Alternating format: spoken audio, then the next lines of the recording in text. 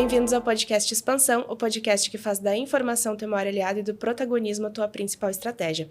Eu sou Marina Teles e hoje vamos falar de um dos assuntos que tem sido bastante polêmicos, assim, ao longo do último ano, né? Principalmente no que tange a parte de emagrecimento saudável, também a área de estética e de saúde integrativa.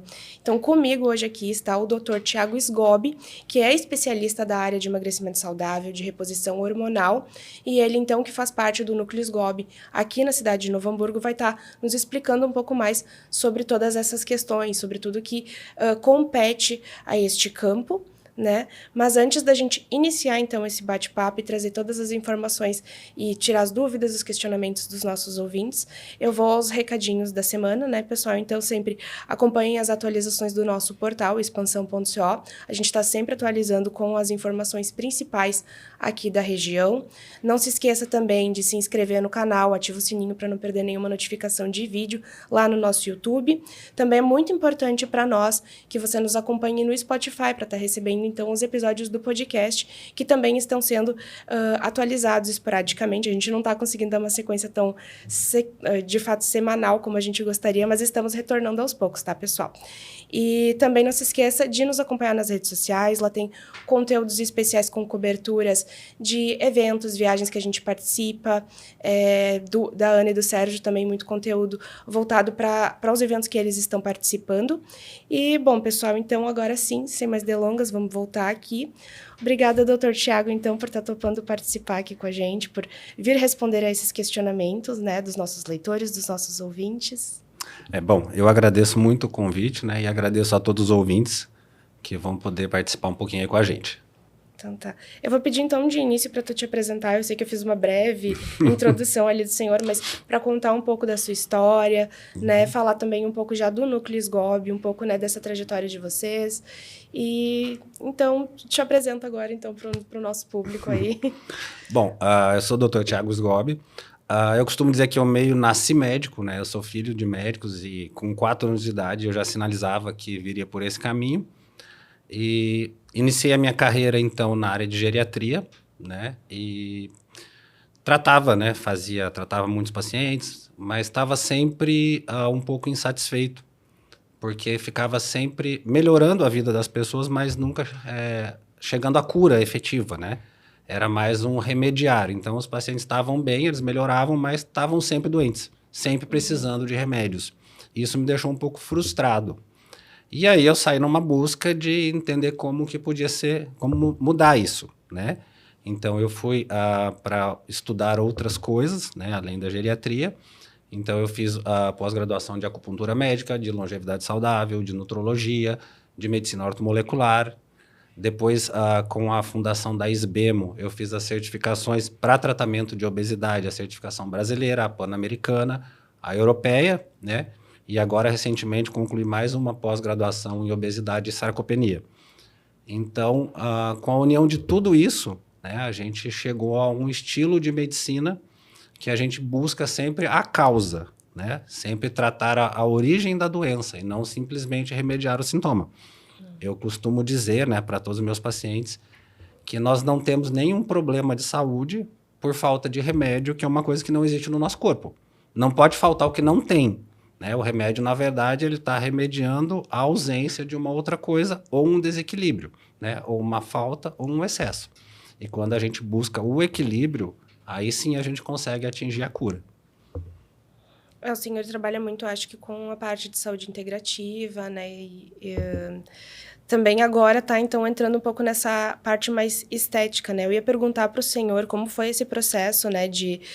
Não é exatamente uma transição, né? Porque, na verdade, é só unindo esse campo que o senhor já atua desde o início da sua carreira, né? E agora, então, introduzindo também essa parte mais estética para auxiliar os seus pacientes a terem resultados melhores, né? Como foi esse reposicionamento, digamos assim, esse direcionamento também para essa parte de emagrecimento, de estética? Bom, então assim, né, uma coisa que eu acho interessante a gente explicar é que as pessoas às vezes têm um pouco de dúvida do que seria medicina integrativa, né? Porque, na verdade, não existe uma especialidade medicina integrativa. Então, quando a gente fala em integrativa, na verdade é simplesmente tu olhar o corpo como um todo. olhar o organismo de forma integral, né, e não simplesmente partes dele. Né? Não dá para atingir o equilíbrio, para atingir a cura, tratando uma parte do corpo e negligenciando as outras. Né? Então, isso é importante. Agora, quando a gente vem buscar saúde, né, a gente tem que entender que a obesidade é uma doença. E é uma doença que causa várias outras doenças e vários outros desequilíbrios. Então, quando a gente começou a tratar os pacientes e que esses pacientes começaram a emagrecer, né, isso levou a uma procura, a pedidos dos próprios pacientes para que a gente também atuasse na parte, por exemplo, o paciente emagrece, aí ele fica com uma flacidez de pele, né, ele tem alguns outros sintomas, a própria celulite, o próprio lipedema, que eles se beneficiam muito de equipamentos, né, de equipamentos que a gente chama de equipamentos de estética. Então, na verdade, essa mudança, né, esse novo ramo, foi uma consequência. Né? Foi uma consequência dos resultados dos tratamentos anteriores. Sim. E, no caso, assim, então, o senhor trabalha muito com essa parte de... Eu vou retomar, na verdade, um pouquinho do que o senhor explicou antes, que é essa questão de que a gente não... Né, o senhor não trabalha assim, vou repor... Não tem como repor remédio no corpo humano, porque não é isso que nos falta ou que está em excesso. Né? Acredito que grande parte, talvez, dos problemas que hoje a gente tenha de saúde sejam causados, principalmente, talvez, por raiz alimentar, seja por compulsão, seja por falta de vitaminas, de hormônios, N outros fatores. O senhor trabalha muito com a parte de reposição hormonal também. Então, o senhor pode explicar um pouco melhor como essas questões afetam, assim, acho que a gente pode partir do pressuposto da obesidade e depois também indo trabalhando essas outras partes que tem, querendo ou não, isso vai competir ao longo de todos os tópicos, acho, de conversa nossos, mas o quanto é importante a gente buscar esse equilíbrio interno do organismo, né, de vitaminas, de hormônios, e como isso, na verdade, é o que faz a saúde realmente fluir, né? Acho que isso talvez seja o ponto mais importante da gente estar dialogando para as pessoas. Acho que talvez a tua mensagem mais importante também, porque no fim das contas é tudo se resolve à saúde, né? Voltar para esse... Bom, interessante a gente explicar uma coisa, né? Aquela visão de hormônio, muitas vezes, que as pessoas têm, elas se relacionam muito aos hormônios esteroides, né? A testosterona, o estradiol, a progesterona. Mas, na verdade, são inúmeros hormônios que tem no nosso corpo, né? E muitos deles estão relacionados com a obesidade. A tireoide mesmo, que é super comum. Com certeza, né? Os hormônios da tireoide, né?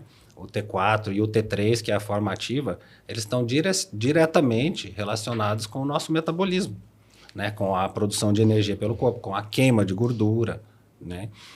Mas, por exemplo, a gente fala assim, a obesidade, ela tem... eu tenho uma obesidade porque eu tenho uma compulsão alimentar ou porque eu tenho depressão e acabo comendo como uma forma de recompensa, né? Isso é hormonal. A depressão, os sintomas depressivos, eles são hormonais, né? Muitas vezes provenientes da serotonina, da dopamina, da noradrenalina. Então, é quase tudo hormonal. Os hormônios que nós temos, né, que são liberados no intestino e no estômago, que estão diretamente relacionados com a fome e a saciedade, né? Nós temos os próprios hormônios esteroides, né, a testosterona e o estrogênio, que estão muito relacionados com o metabolismo, com a queima de gordura, aí também com o ganho de massa muscular, que também é importante, porque a massa muscular ela consome energia, o músculo gasta, né? Então, quanto mais músculo a gente tem, mais energia o nosso corpo gasta até em repouso. Então, todos os componentes acabam fluindo, né, de uma certa forma para a parte hormonal.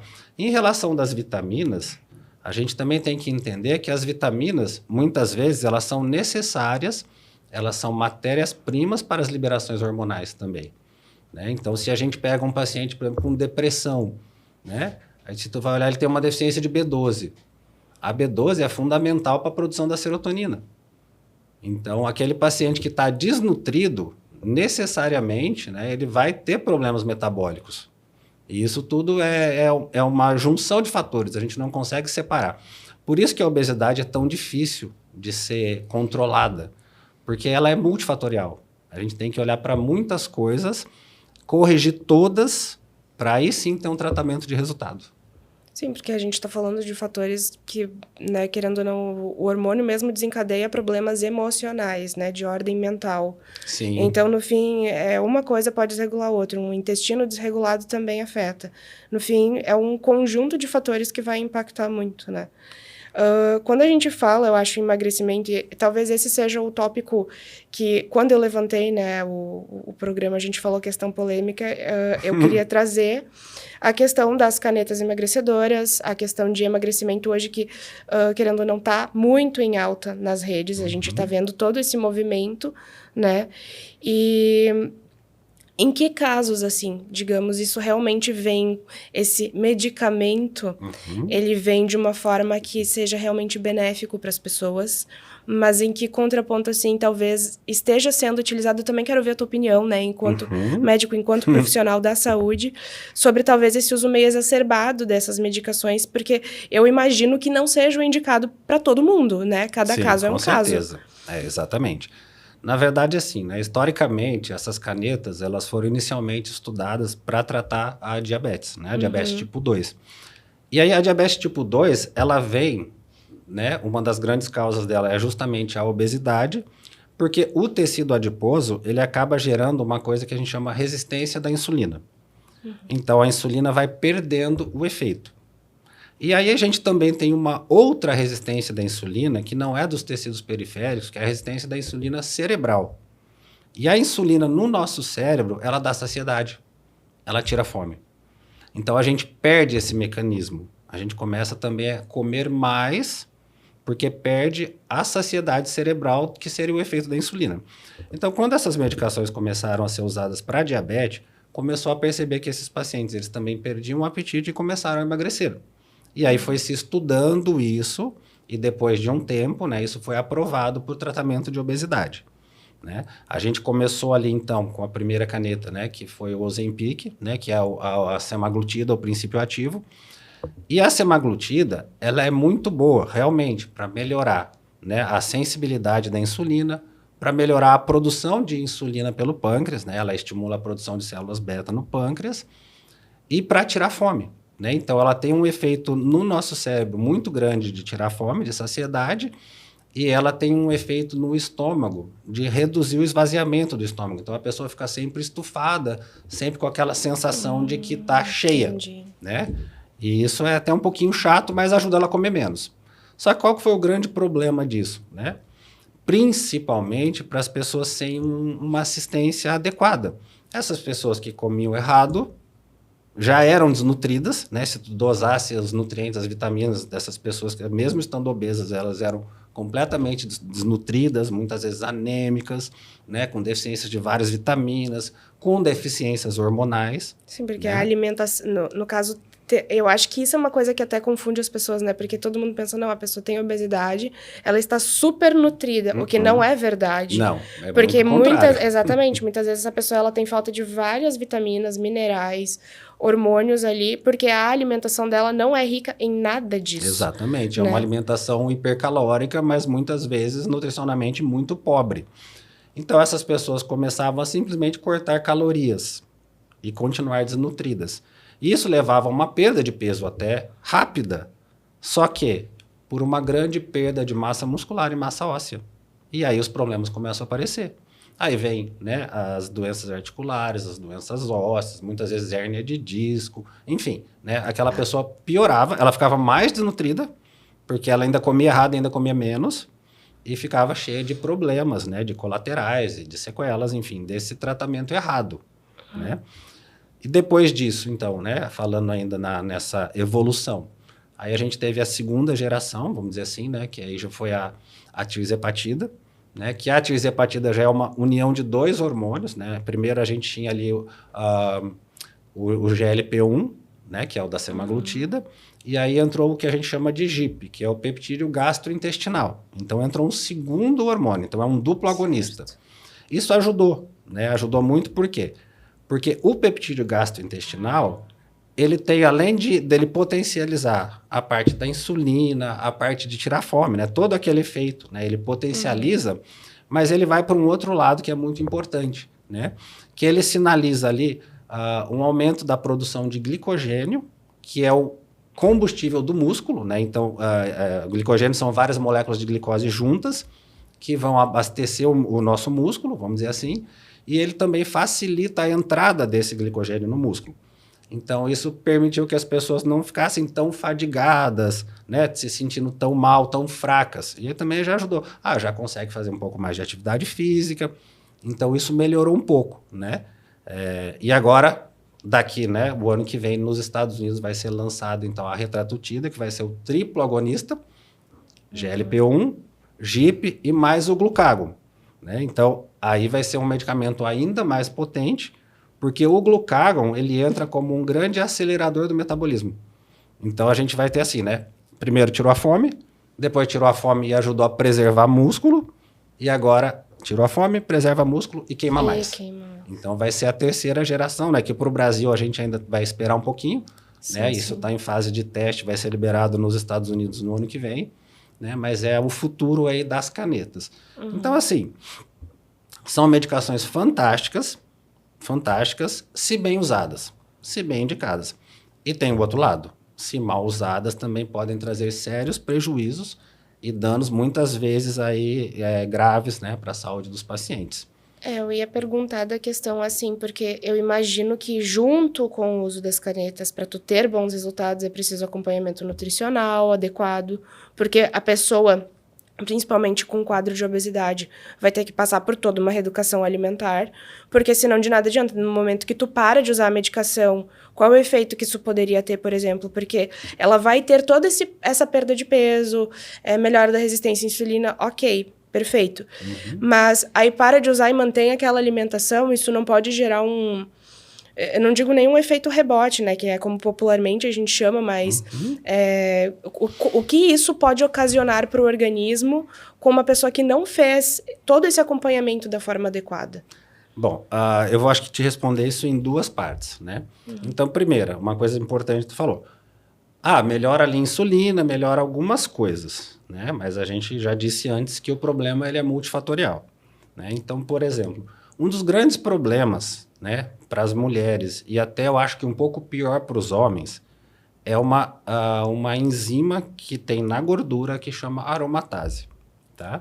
O que essa enzima faz? Ela transforma a testosterona em estrogênio. Então, tu imagina, né? O homem tá lá, ele já tem uma produção de testosterona mais baixa pela obesidade e essa testosterona vai sendo transformada em estrogênio, o estrogênio sobe e esse estrogênio também ele vai predispor mais ganho de gordura, né? Ele vai facilitar a pessoa a engordar mais e perder mais massa muscular nesse momento.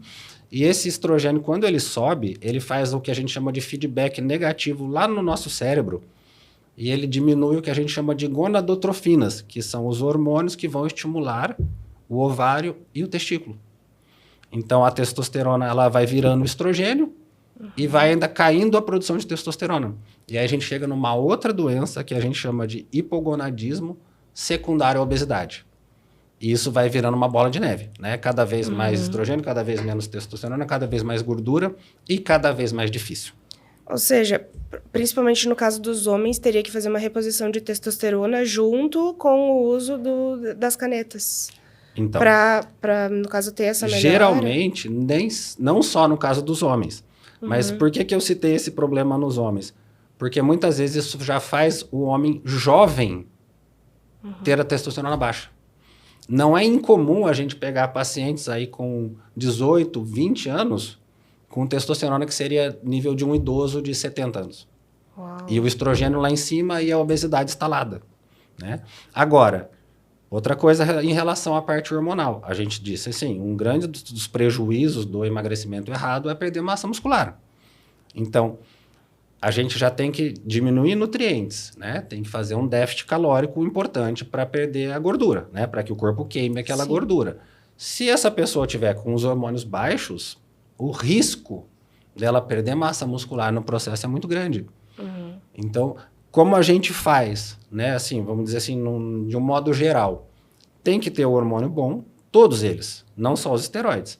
Né? A gente sabe que o cortisol está ligado com o ganho de peso, a insulina, a própria serotonina, a noradrenalina. Então, tem que ter uma homeostase, um equilíbrio hormonal, né? Então, e aqui a gente não está falando, tem que anabolizar para ganhar músculo. Pelo contrário, tem que estar bem e fazer atividade física.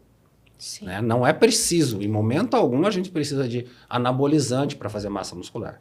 Tá? Isso é mito. É um equilíbrio Isso é hormonal. mito, né? Só que tu tem que também, não adianta ficar sentado. Tá com hormônio legal, mas não faz nada, né? Não faz exercício nenhum. Sim, tem que estimular a musculatura, porque senão ela não vai crescer. Não cresce. E se crescer e parar de estimular também, ela atrofia. Né? A gente perde. Sim. O nosso corpo, ele é muito inteligente. Músculo gasta energia. E se ele não está usando, ele não mantém. Para que eu vou manter uma coisa que está gastando que eu não estou usando? Então, a gente tem que tomar todos esses cuidados. E outro problema também é que a gente já falou. Esses pacientes já vêm muitas vezes desnutridos. Tá, aí eu tenho que pegar esse paciente... Vamos dizer assim, um paciente tem que perder 30 quilos. Para cada quilo, a gente tem que fazer um déficit de 9.000 calorias. Ele tem que queimar 9.000 calorias a mais do que entra. E tem pacientes que precisam perder 50, 60 quilos. Falando de 30, que é um mais comum. Tá? Então, tu imagina, se a gente multiplicar 30 vezes 9.000, nós temos aí, né, 270.000 calorias para fazer déficit. Como eu vou fazer isso? Eu tenho que fazer uma dieta de muito baixa caloria. Tá, então eu tirei a comida. Eu dei a medicação, eu tratei lá a parte emocional, né, muitas vezes a compulsão alimentar, a gente corrigiu os hormônios, e aí eu tirei a comida. Tá, mas como que eu vou nutrir esse paciente? Se eu tenho que tirar a comida dele? Como que eu vou nutrir esse paciente sem dar caloria? É complexo. Daí entra a suplementação. Aí entra a parte da soroterapia, né? A parte injetável. Né? Não necessariamente só soro, né? Muito porque tem algumas vitaminas que a gente não pode usar na veia, né? A gente tem que usar intramuscular, porque são vitaminas lipossolúveis, né? Então elas são oleosas, a gente tem que fazer a injeção intramuscular. Então a gente corrige, né, a parte emocional, corrige os hormônios todos, faz o déficit calórico e nutre o paciente. Para ver o quanto o processo de emagrecimento é complexo. Sim, aí tem tudo. Por isso que precisa de tudo, né? Sim. Não adianta tu tratar o paciente e deixar a parte emocional de lado, esse paciente chega com uma compulsão alimentar, chega em casa à noite, abre um pote de sorvete e come porque está desesperado, precisando de uma Não, e até porque o próprio recompensa. processo é estressante, então ele vai ter um aumento no nível de cortisol, daqui a pouco se ele tem uma disfunção de serotonina por algum quadro depressivo, enfim, né, tá desregulado ali, isso também vai impactar. Então, é um olhar que tu tem que ter para nutrição, para o mental, para todas as questões de ordem física ali, então, assim, é muito, que nem tu falou, muito multifatorial, né? Não tem como pegar uma coisa e achar que isso vai resolver o problema, porque não vai. E também não pode esquecer nenhuma. Se tu deixa uma de fora, não funciona. Sim, Se esquece alguma coisa, não funciona. Por isso que a gente, né, a gente tem uma consulta de 1h30, sabe? Para escutar o paciente. Ele vai falar, nós vamos conversar muito antes. Né? A gente tem, primeiro eu chego e falo assim, eu vou te ouvir. Primeiro eu vou te ouvir, nós temos bastante tempo. Né? Todo meu paciente escuta isso. Nós temos bastante tempo, eu vou te ouvir. Depois que tu me falar tudo que tu achar importante, eu vou perguntar. Depois que eu perguntar, nós vamos olhar exames. Depois nós vamos discutir o que a gente tem que fazer. Né? Porque senão não funciona. Eu tenho que entender naquele paciente o que está afetando ele. Né? Porque isso pode ser muitas coisas. Né? Tem assim... Sim. Inúmeros fatores que a gente tem que olhar. E cada caso é muito pessoal, assim. Exatamente. Vão ter pessoas com diferentes desordens, diferentes problemas. Não existe um corpo igual ao outro. Né? Exatamente. Somos únicos. Uma coisa interessante, né, que tu citou ali, seria o fator estressante do processo, né? Mas é muito legal a gente ver isso, porque, né, os nossos pacientes, eles são acompanhados semanalmente. Então, eles estão toda semana na clínica. E toda semana eles são pesados e a gente também afere a circunferência abdominal. Né? Por quê? Porque peso não quer dizer nada. Né? O peso, vamos dizer que esse paciente perdeu 1 quilo naquela semana e ganhou 1 quilo de massa muscular. Aí vai chegar lá na balança, deu 0 a 0. Mas ele perdeu 2 centímetros de cintura. Entendeu? Então, assim, porque quando tu pega um paciente, principalmente que já está, né, uma mulher que já está na menopausa, né, que já veio perdendo músculo ali há 20, 30 anos... De repente, quando ela começa a ter isso de volta, né? Peraí, meu peso não mudou. Mas aí a cintura diminuiu um tanto. Aí eles começam a entender essa diferença, né? De constituição corporal e de peso. E é muito legal isso, por quê? Porque geralmente, semana a semana, né, aquela evolução deixa eles muito felizes. Então não deixa de ser uma coisa estressante e passa a ser uma coisa muito satisfatória. Eles chegam na clínica, você vê que eles chegam felizes, né? Porque eles sabem que vão ter algum tipo de resultado. Então Exatamente. Isso por si só vai alimentando, digamos assim, essa construção, né? Porque como a gente fala, estímulo-resposta, né? Que muitas vezes a gente funciona dessa forma. Querendo ou não, todo ser humano funciona assim. Sim, é fantástico isso, né? Tu vê a felicidade na evolução do processo, né? E aí, quando a gente chega na meta, então, você vê assim, às vezes os pacientes choram, né, de felicidade. Ali eu fico assim, puxa, né, pelo menos fiz diferença, né? Até os casos, acho que, falando assim, essa parte de reposição hormonal, a parte de envelhecimento, porque o senhor tocou no tópico da menopausa, né? Tem os homens também que passam pela andropausa, não sei se o senhor pode explicar um pouco de como funciona, a partir de que idade as pessoas devem começar a buscar, né, esse auxílio, e por que é tão importante nessas etapas, nessas fases da vida, buscar, então, ver como tá os seus níveis hormonais, fazer essas reposições, porque, assim, qual é o prejuízo que isso pode acarretar para uma pessoa, né, também? Porque eu sei que tem muita gente, inclusive ouvintes nossos, que convivem com isso, né, já passaram pela menopausa e tal, nem percebem que talvez exista uma forma de se sentir melhor, de corrigir alguns dessas intempéries, assim, que são causadas durante esse processo, né? Então, tudo que pode acarretar isso aí. Olha, vamos lá. Então, esses conceitos, né? Tudo tem que ter um nome, né? Geralmente a gente tem essa necessidade de dar nome para as coisas. Então, assim, menopausa e andropausa, eles são conceitos que são muito usados, mas eles são um pouco errados, né? Principalmente no caso do homem, né? Porque o homem não tem pausa, ele tem uma diminuição progressiva. Né? A mulher tem a pausa da menstruação, tá? Só que quando é a pausa da menstruação, essa mulher já está sofrendo com queda hormonal há 15, 20 anos. Então, assim, é a mesma coisa a gente falar assim, tá?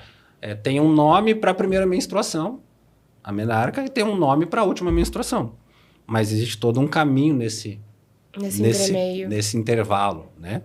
Então, hoje, a gente gosta muito de dizer, né, de usar o termo doença androgênica do envelhecimento. Aí a gente tem a masculina e a feminina, tá? Só que isso, hoje a gente tem assim, né? Teoricamente a gente fala assim, em torno dos 30 anos a gente começa o declínio hormonal, né? Então assim, teoria, quando que começa a cair, quando que a gente deve começar a olhar para isso? 30 anos. Porém, né, hoje nós estamos tão contaminados por disruptores endócrinos, né, por agrotóxicos, por conservantes, por produtos de higiene, por poluição, por estresse, por hábito de vida ruim, por drogas, enfim, que isso já tem mudado muito, né? Inclusive, até a obesidade está mudando muito isso, né? Pela aquela relação da gordura com os hormônios. Então, na verdade, não tem muito mais assim que a gente consiga ter uma data, né? Um prazo certinho. O que a gente tem que entender é que quando começam a cair hormônios, a gente começa a ter sintomas.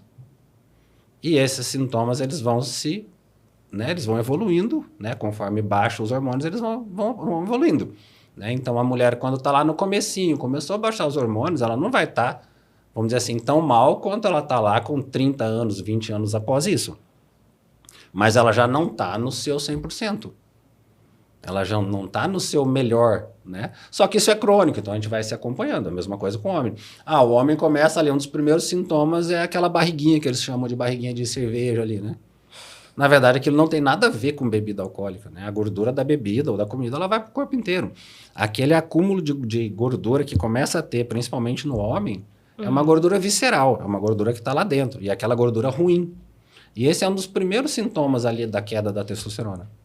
Né? A gente não vai ali começar já de cara, já perdi toda a libido, já, né? Não, começa devagar.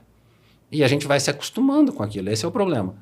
Aí é impressionante que aí quando tu faz ali a reposição, quando tu corrige, né, o paciente ou a paciente fala assim, nossa, eu não sabia que eu estava tão mal. Eu estou tão melhor que eu não tinha percebido que eu estava tão mal. Eu sabia que eu não estava bem, mas eu não achava que era tanto. Então eu sempre digo assim, né? é que a gente tem que seguir 2 regras para a reposição de qualquer tipo de hormônio, né? Primeiro, eu falo assim, repor é pôr a mesma coisa, né? Então, a gente tem que repor um hormônio com um outro hormônio que é idêntico ao que o nosso corpo faz. Sim. Tá? Então, repor é pôr a mesma coisa. E repor é pôr o que está faltando. Então, se tu começa uma reposição mais cedo, tu vai começar repondo menos. E depois, conforme vai envelhecendo e vai diminuindo a produção, tu vai aumentando. Essa é a diferença, né? Então, é tudo que a gente falou, é o equilíbrio. Né? Quando que eu vou repor uma vitamina? Quando ela está baixa. Até quando? Até ela ficar boa. Quanto? Quanto eu precisar para deixar ela boa. Se não é nem a mais, nem a menos. Nem a menos. Por isso que tudo isso não tem fórmula. Não tem receita. Ah, é tantos miligramas, é isso, é aquilo. Não. É o de cada pessoa. A gente dosa, né? Dosa todos os hormônios, avalia toda a situação do paciente ou da paciente e vê quanto que aquela pessoa precisa para ficar bem. Né? Porque o hormônio não pode ser menos nem mais. Tem que ser o certo.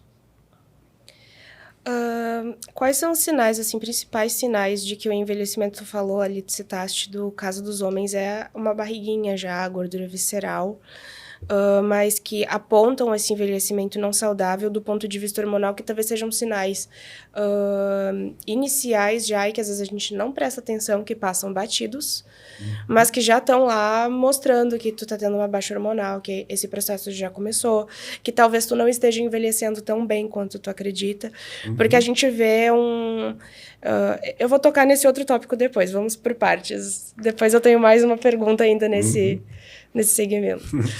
Então, né, primeiro a gente tirar essa visão, né, de que os hormônios esteroides são unicamente sexuais. Né? Não é só para libido, ou só para ereção, ou só para, né, para relação sexual. Então, a gente muitas vezes negligencia, por exemplo, a fadiga, né? A pessoa está ali toda fadigada, sem energia, mas é porque eu estou trabalhando muito. Sabe, sempre tem uma outra desculpa, né? É porque eu não estou dormindo direito. Tá, mas por que não está dormindo direito? Né? A gente sabe que os hormônios esteroides, né, a testosterona e o estrogênio, eles estão diretamente ligados com a produção de serotonina dentro do cérebro, que é o hormônio que vai virar a melatonina que faz a gente dormir. Então, o dormir mal, a fadiga crônica, né? O ganho de massa de gordura, a perda de massa muscular, a perda de massa óssea, tá? A osteoporose não é falta de cálcio. Nenhuma mulher ou homem, eu fiz 40 anos, eu não como mais cálcio. Não existe. Né? Cálcio é o mineral mais abundante na alimentação. A gente tem cálcio em quase tudo. Tá? E diferente do que as pessoas pensam, né, de leite, na verdade o cálcio do leite não é quase nada absorvido pelo corpo humano. Né? Então, assim, osteoporose é perda hormonal. Ela vem com a queda hormonal. E aí a gente só pensa no cálcio. Entendeu? Então a gente tem que começar a olhar para o todo. Né? Os hormônios, eles sinalizam para o nosso corpo o que o corpo tem que fazer. E quando a gente vai perdendo esse hormônio, as nossas células começam a perder funções. Então, as células lá do osso, onde devia entrar o cálcio e não sair, ela começa a deixar o cálcio sair e não entrar.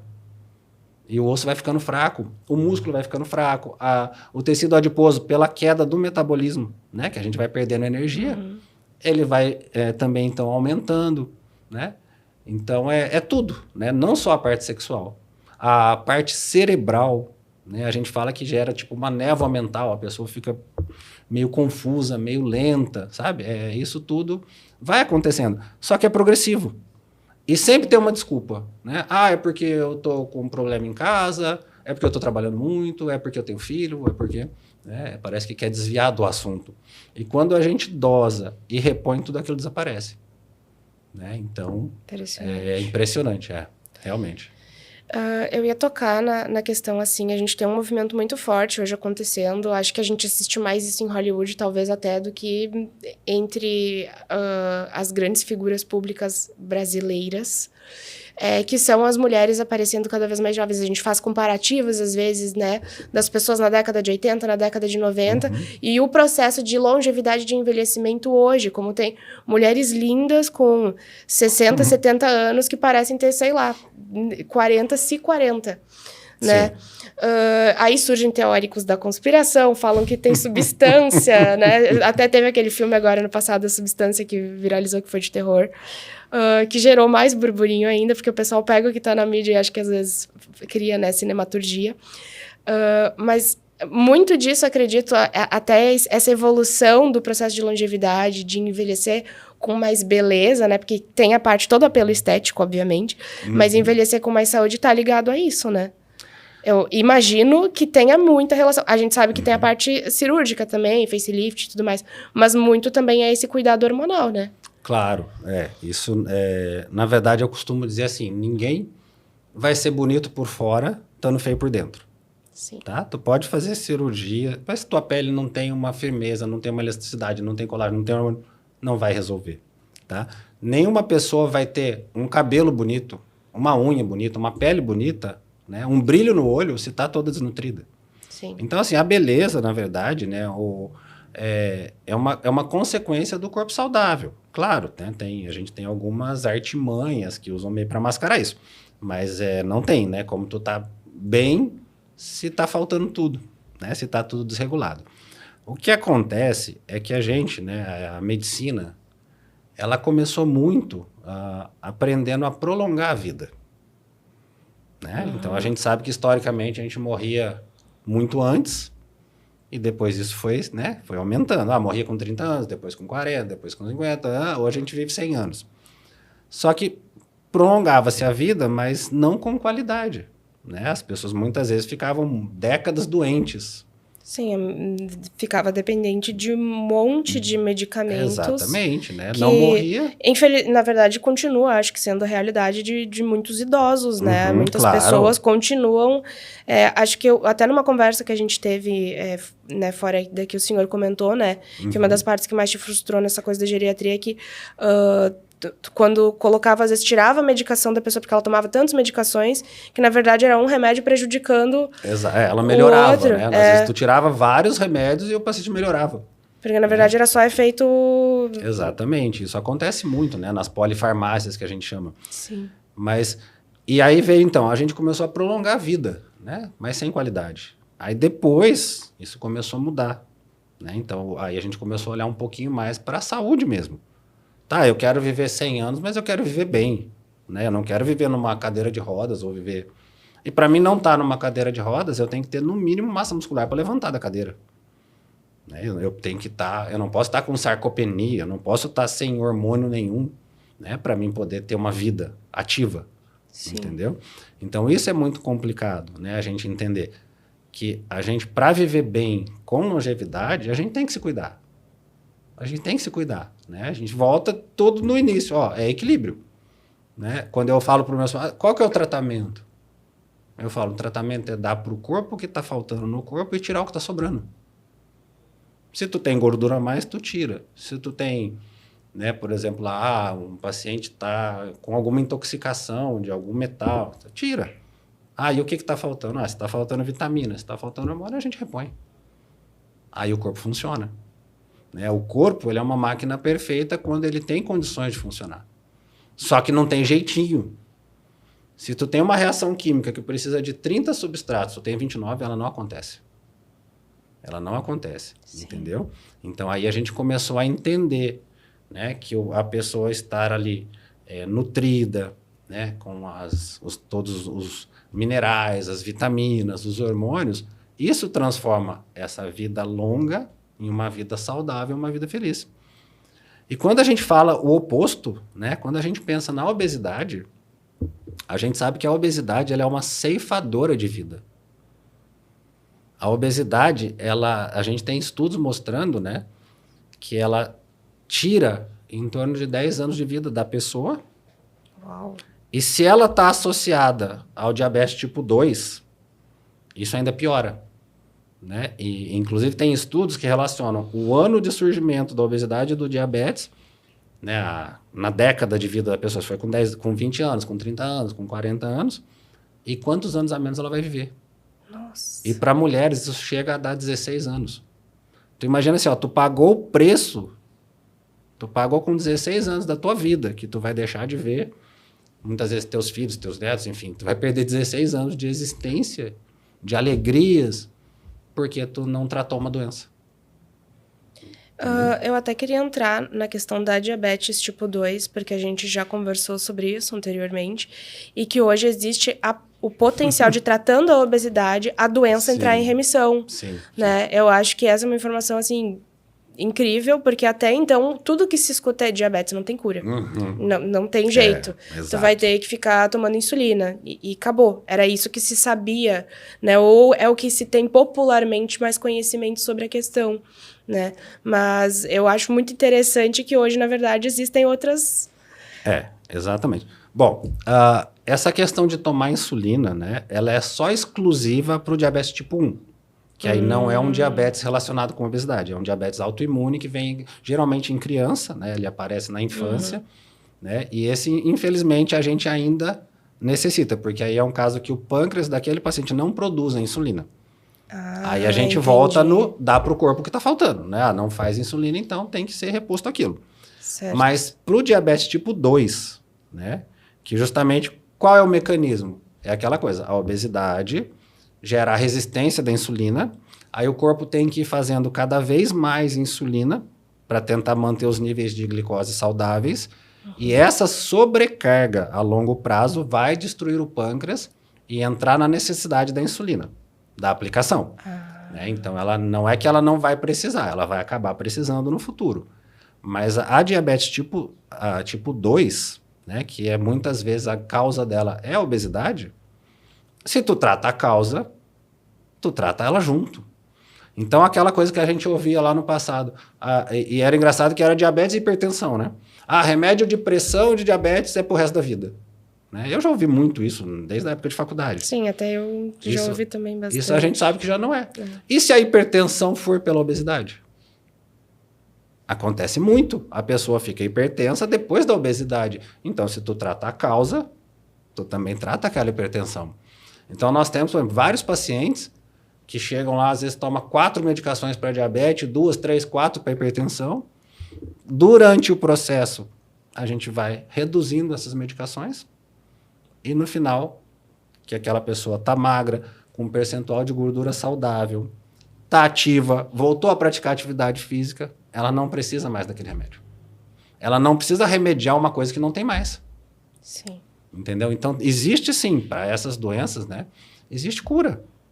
Existe cura. Não dá para a gente achar que nada... Então, porque medicina é que a gente vive que não cura nada. Até porque a ciência está avançando tanto, né? Que tecnicamente a ideia é cada vez mais a gente ter disponíveis mais formatos e mais curas possibilitadas para a maior quantidade possível de doenças, né? E seguindo, então, nesse nicho, assim, falando dessa questão de doenças, eu queria te perguntar sobre o lipedema, né? Que eu sei que muitas mulheres sofrem com isso. Eu não sei como é para os homens também. Acho que a gente acaba deixando os homens meio de fora nessas discussões, mas é algo que atinge raro. Mais as mulheres, sim, certo? É uma doença predominantemente feminina, isso. Né? E quais são as possibilidades de tratamento, né? Porque o lipedema é outra doença que eu já escutei de muitas pessoas. Não tem cura, já tentei de tudo e não adianta. Meu médico sempre me fala que não tem cura, não adianta, não tem nada que eu possa fazer. E tentaram de tudo e que nada resolveu. O que o senhor tem para falar de opinião, até tendo em vista, né, que o senhor trabalha com muitas tecnologias novas que estão entrando aí no mercado, né? Sim. Bom, eu vou tentar não ser muito técnico, né, para que a gente entenda isso de uma forma mais tranquila, né? Certo. Então, assim, na verdade, o lipedema foi muito subdiagnosticado, né, na história, porque simplesmente ele era confundido com a celulite, né? Que a celulite é uma coisa, vamos dizer assim, um pouco mais estética, né? Daquele aspecto da pele, mais em casca de laranja, enrugada, enfim, né? Que vem muitas vezes já associado à obesidade, tá? Agora, o lipedema, ele tem algumas características. Porque, na verdade, o lipedema, ele é a gordura doente. Ele é uma gordura inflamada. Ele é uma gordura diferente da gordura normal. Então, como essa gordura ela é uma gordura muito inflamada, que gera várias substâncias inflamatórias locais, né, e até sistêmicas, então a gente tem sintomas inflamatórios. E o que são esses sintomas inflamatórios? Né? O edema, né, o inchaço, a sensação de peso, e principalmente a dor, né? A dor ao caminhar, a dor ao toque, né? Então, assim, o lipedema dói, o lipedema incomoda, diferente da celulite que talvez incomode só na estética, tá? Então, ele causa dor. Sim, o lipedema é uma coisa que dói, tá? E o lipedema, ele tem algumas características. Por exemplo, ele é sempre bilateral, né? Ele vai estar sempre dos dois lados do mesmo jeito, né? Então, a gente tem uma classificação em graus, né? Que é conforme ele vai aumentando, né? Ele vai ascendendo, chega até a ter nos braços, enfim. Mas a gente sempre vê assim, o lipedema, ele é, né, uma doença bilateral, então ele tem essas diferenças, né? Ele dói, ele pesa, ele é bilateral, né? Ele é simétrico. Ele tem uma relação hormonal também grande, né? Então, o surgimento dele costuma ser em alguma das fases de mudança hormonal da mulher. Eu ia até perguntar, esse surgimento, ele está relacionado só a causas hormonais ou pode ter uma raiz crônica ou a ver com linha familiar, já uma predisposição genética? Não, sim, isso acontece, Isso né? acontece Mas também. a genética, ela também consegue ser evitada, né? Vai depender muito de hábitos de vida. Sim, Tá? Hoje a gente sabe que a genética não é mais uma... Sentença de morte. É, exatamente, né? Então, assim, só que como ele tem essa relação hormonal também, né? Principalmente com o estradiol e com testosterona, então ele surge muitas vezes em fases de oscilação, né? Ou na puberdade, ou numa gestação, ou na menopausa, né? Que na verdade é um desequilíbrio, né?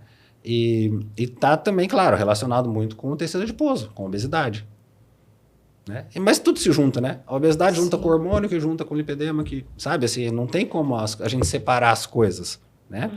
A outra coisa, né, a questão da diferenciação do linfedema, que às vezes as pessoas confundem. Sim, né? eu ia perguntar desse. Linfedema é uma doença linfática, entendeu? É um acúmulo de líquido, né, do sistema linfático. Então, por exemplo, como é uma das coisas mais fáceis para a gente diferenciar, né? O linfedema ele não é simétrico. Às vezes a pessoa tem numa perna e não tem na outra. Então, isso já ajuda bastante. E, claro, tem as características, né? Não tem aquela dor. Ele é um edema, né? Então, ele é um tecido mais mole, né? Não é aquele tecido inflamado, não é aquele tecido... Sim. Então, a gente consegue, né? No diagnóstico clínico, ali no exame físico, e mais com a anamnese, a gente diferencia, né? A trombose que o pessoal fala, né? Ela é um efeito de um linfedema ou não tem relação uma coisa com a outra? Porque olhando fotos, assim, olhando imagens, são coisas bem parecidas, né? Tá. Não, na verdade, a trombose, ela é um problema vascular. Né? Então, é um trombo que oclui muitas vezes uma veia, né? Quando é mais periférico, geralmente ele é venoso, mas também a gente pode ter um trombo numa artéria, que já é um problema mais grave, né? Porque aí interrompe a circulação ali de sangue. E aí causa um inchaço, o edema por causa disso? Sim, mas aí já é uma coisa mais circulatória, né? Sim. Entendeu? Um pouquinho diferente os mecanismos de formação. Mas claro que também incomoda, que também tem que ser tratado, né? Sim, mas é completamente diferente, daí são três situações. É verdade, é uma doença linfática, a outra é uma doença muitas vezes venosa e a outra é uma doença do tecido adiposo. Inflamatória do tecido adiposo. Né? Então, isso tem que ficar claro, porque muda todo o tratamento. Sim. E hoje tem exames, assim, que tranquilamente é rápido de diagnosticar. Então, na verdade, assim, por exemplo... Ou como é que é... Porque o senhor falou que antigamente era muito difícil, né, de diagnosticar por causa da diferença com...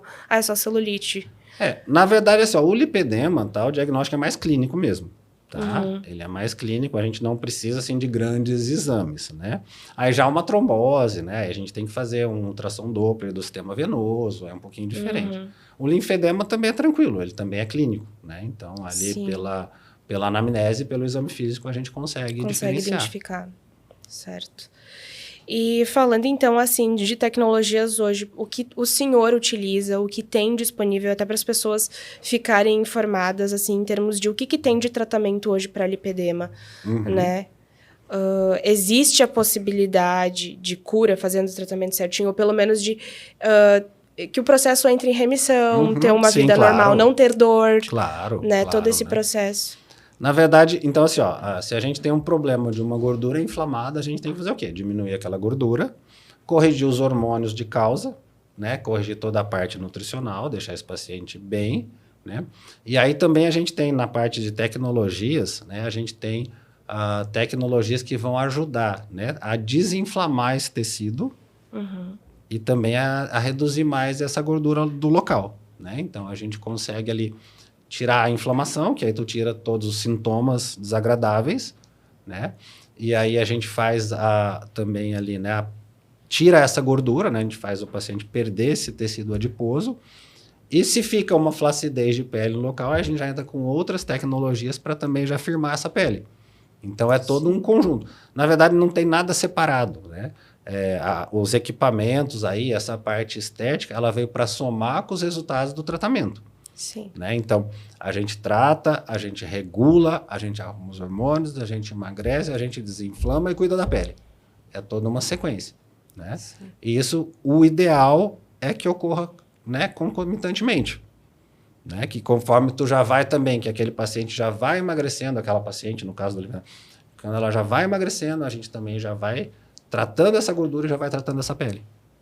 Né? Que aí, eu falo assim, é muito mais fácil tu evitar que cai do que deixa cair e levantar, né?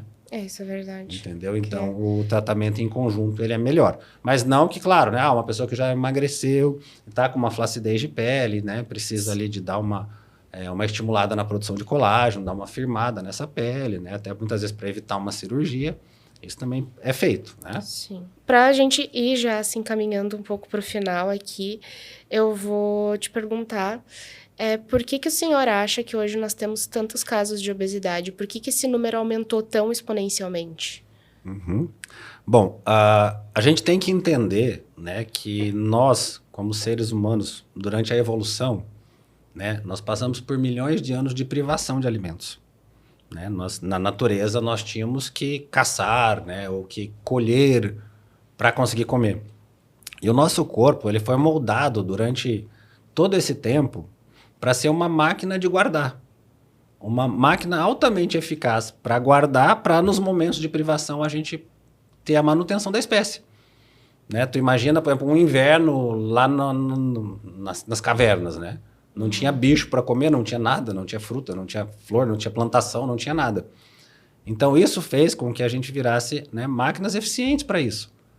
E, de repente, a gente entrou num mundo, né, de excesso de alimento, né, de alimento na mão, né, a gente não tem nenhum gasto de energia para abrir uma geladeira e pegar uma coisa para comer. Verdade. E de alimentos também hipercalóricos, né, de alimentos manipulados, de alimentos muito calóricos e pouco nutricionais.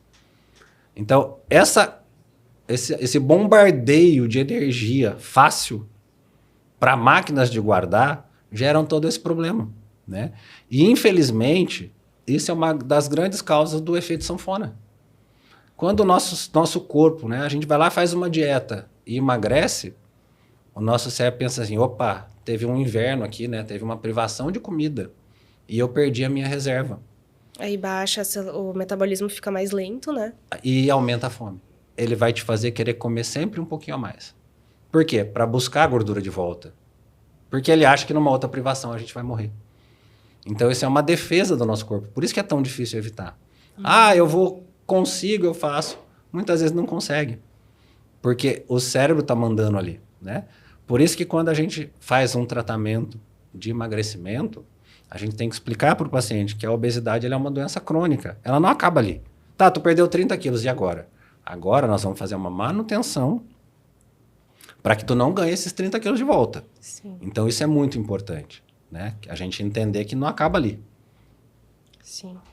Bom, eu gostaria, então, para finalizar, que o senhor deixasse uma mensagem, então, para os nossos ouvintes, né? Pode conversar diretamente com eles. Olha, eu acho assim, eu queria deixar um recado que eu acho que é muito importante, né? Não existe culpa, tá? Muitas vezes a gente tem aquela ideia que assim, é porque a pessoa é preguiçosa, ou porque ela não se cuida, mas não é. A coisa é muito difícil, né? É uma coisa multifatorial, é uma coisa muitas vezes difícil de ser enfrentada sozinho, mas que se tiver um acompanhamento certo, né? Hoje a gente tem muitas medicações, a gente tem muitos recursos hoje, né? Então dá para fazer, dá para emagrecer, dá para viver feliz, dá para deixar de perder esses anos de vida, né? Dá para envelhecer com saúde, mas claro, tem a parte do paciente, tem a parte do médico. Né? Tudo tem que ser feito em conjunto para funcionar.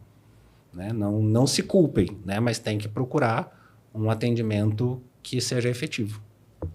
Perfeito. Muito obrigada, doutor Tiago, então, por ter participado aqui com a gente. Foi um prazer estar aqui. Obrigada.